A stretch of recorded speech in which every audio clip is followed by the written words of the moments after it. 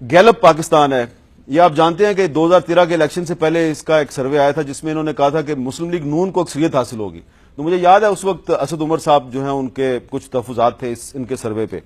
اب Panama case کا فیصلہ آنے کے فوراً بعد گیلپ پاکستان نے ایک سروے کیا ہے اور یہ بڑا ڈیٹیل سروے ہے. میں اس کے صرف موٹی موٹی باتیں آپ کو بتاؤں گا.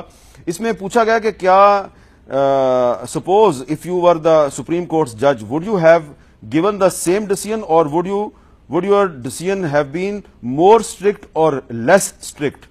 تو 40% لوگوں نے کہا کہ more strict ہوتا، زیادہ سخت ہوتا ہمارا فیصلہ اگر ہم سپریم کورٹ کے جج ہوتے. 21% نے کہا کہ less strict ہوتا اور 23% نے کہا کہ جی سیم فیصلہ ہوتا. اس کا مطلب ہے 40% کا خیال ہے کہ فیصلہ مزید سخت ہونا چاہیے تھا. لیکن جو سب سے دلچسپ چیز ہے وہ یہ ہے کہ گیلپ نے پوچھا مختلف لوگوں سے ملک بھر میں کہ پاناما کیس کا فیصلہ آنے سے پہلے آپ کس سیاسی جماعت کے حامی تھے اور فیصلہ آنے کے بعد آپ کس سیاسی جماعت کے حامی ہیں. تو یہ بڑی دلچسپ صورتحال ہے.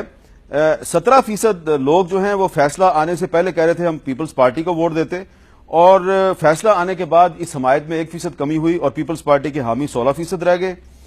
فیصلہ آنے سے پہلے مسلم لیگ نون کے حامی 38% تھے، فیصلہ آنے کے بعد مسلم لیگ نون کے حامی 36% رہ گئے.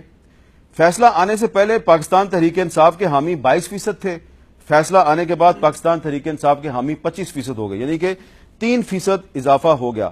اور اس کے علاوہ بڑی حیران کن بات ہے کہ جمعیت علماء اسلام فضل الرحمان گروپ جو ہے اس کی مقبولیت فیصلے سے پہلے 2% تھی اور فیصلے کے بعد 3% ہو گیا، اس کو 1% اضافہ ہوا ہے. عوامی نیشنل پارٹی کو کوئی فائدہ یا کوئی نقصان نہیں ہوا.